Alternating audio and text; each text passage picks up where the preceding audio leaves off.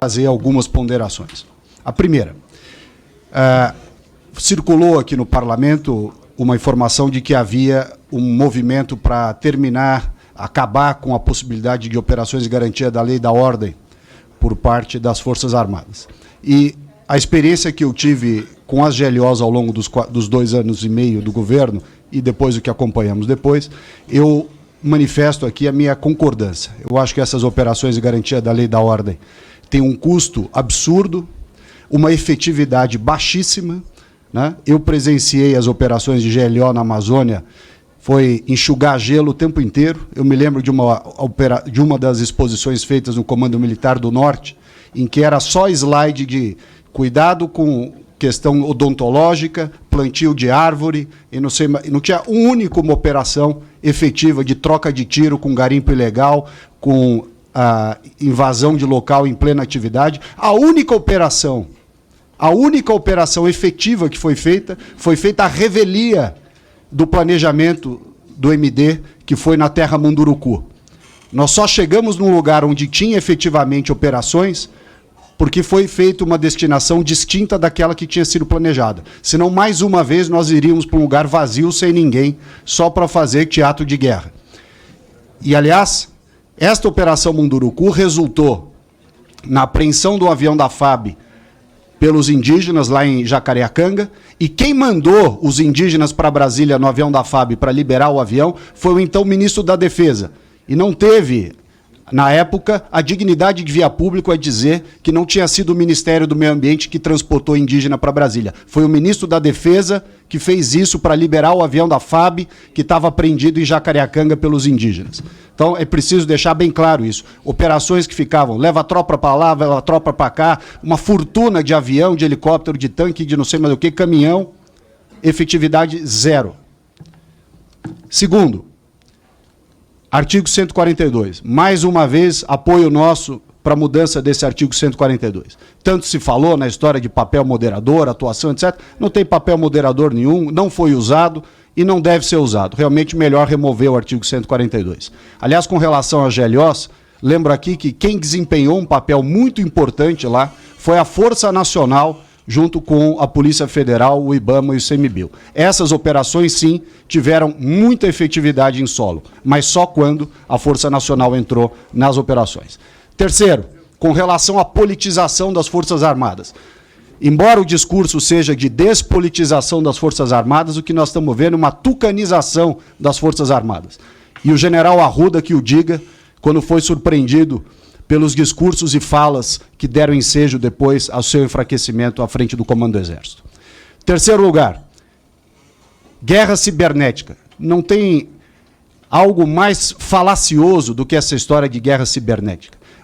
O batalhão, o regimento, seja lá o que for, de guerra cibernética, não conseguiu sequer produzir um relatório minimamente decente sobre as urnas eletrônicas. Portanto, não vai fazer guerra cibernética com ninguém. Aliás, o segundo ponto importante foi aquela atuação pífia, para não usar uma outra palavra, do general Dias, G. Dias, no GSI, lá no Palácio do Planalto, no fatídico dia 8 de janeiro. Portanto, demonstra bem a inação, a ineficiência e a falta de pulso com relação. Não bastasse as GLOs que nós presenciamos, esse episódio do GSI fala por si só.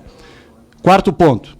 Essa obsessão com conteúdo nacional, e aqui, senhor presidente, eu peço vênia, entendi bem a sua colocação, muito pertinente, mas peço vênia para dizer que nós estamos aqui há 40 anos gastando os tubos do dinheiro do contribuinte brasileiro com essa história de submarino nuclear, satélite brasileiro, e nunca chega ao destino. É um enterramento de dinheiro sem fim, com essa obsessão de conteúdo nacional, uma mentalidade da época do Geisel. Não tem o menor sentido isso. Nós temos que acabar com esse negócio. Nós estamos enterrando dinheiro que poderia para saúde, educação, transporte, segurança pública. Estamos enterrando dinheiro nessas obsessões de submarino nuclear, de satélite, coisa que o vale.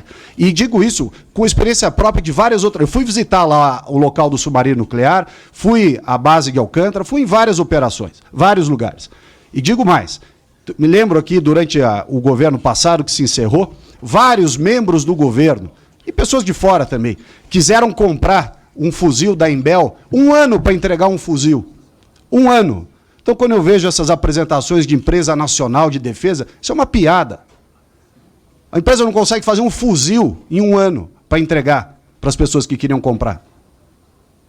Está aí o satélite que nunca chega, o submarino que nunca recebe, enfim, uma infinidade de recursos públicos gastos nisso. Aliás, me lembro bem, durante as operações de GLO, o centro lá, o Sensipan, que dava as imagens de PRODES e DETER e tudo mais, para nos ajudar, uma demora tremenda na entrega de informações, sendo que a Planet, uma empresa privada, faria 10 vezes mais rápido com um milésimo do custo. Por fim, eu ia comentar aqui do sistema controlado de armas de fogo, mas como agora o novo decreto parece que vai transferir essa incumbência para a Polícia Federal, não preciso gastar tempo com a dificuldade que foi propositalmente criada contra os colecionadores e atiradores pelo Exército Brasileiro. Com relação ao orçamento, para terminar, ao contrário do que se pleiteia aqui, se pleiteia em todos os lugares que a gente vê, eu participei do recurso que foi repatriado do Brasil, da corrupção da Petrobras, e que boa parte ficou com o Ministério da Defesa, sobretudo com o Exército, que era para gastar na defesa da Amazônia, no combate ao garimpo ilegal, ao desmatamento ilegal e tudo mais, e serviu para engordar o caixa do Ministério da Defesa, que, aliás, é um caixa sem fundo. 124 bilhões de reais, se o número não está desatualizado aqui. Eu me lembro que, apesar desse caixa de 124 bilhões de reais, o Ministério da Defesa teve a pachorra de cobrar do Ministério do Meio Ambiente, cujo orçamento é 3 bilhões. 3. 40 vezes menos do que o Ministério da Defesa. Um sobrevoo de helicóptero Black Hawk, que foi usado lá em Santa Maria, quando foi feitas as operações de meio ambiente lá no Rio Grande do Sul. R$1.200.000 de sobrevoo de helicóptero. É o fim da picada. Um orçamento que já é gigantesco, que gasta uma fortuna de pessoal. Nós vemos os números estratosféricos que são apresentados aqui, e peço o vênia ao general Tomás para citar o caso que foi colocado na imprensa, de R$770 mil de indenização ao general Tomás, quando passou da ativa para a reserva. Essa tem sido a finalidade do dinheiro do contribuinte brasileiro.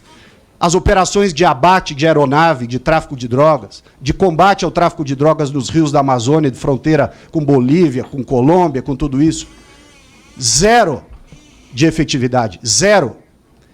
Quando você vê a quantidade de operações que foi divulgada, 698 operações, eu pergunto, quantos aviões nós abatemos?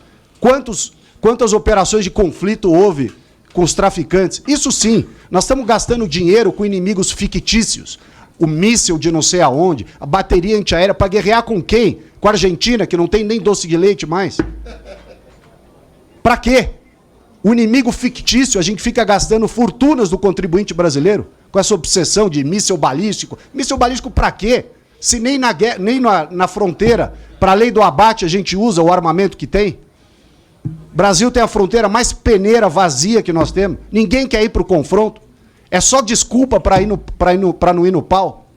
Ou seja, nós estamos gastando uma fortuna de dinheiro do contribuinte com inimigos fictícios e o inimigo real, que é esse da fronteira, a turma foge do combate como o diabo foge da cruz. Eu, portanto, senhor presidente, fica aqui a minha manifestação para que nós não ampliemos o orçamento das Forças Armadas, tenhamos sim o fim da GLO e revoguemos o artigo 142. Essa é a minha posição, agradeço o tempo expendido. Muito obrigado. Registrada a manifestação do deputado. Pela ordem, senhor presidente, eu gostaria de solicitar, como é regimental, a qualquer tempo na audiência pública que nós recebemos o ministro, o tempo de liderança de governo, nesse momento, senhor presidente.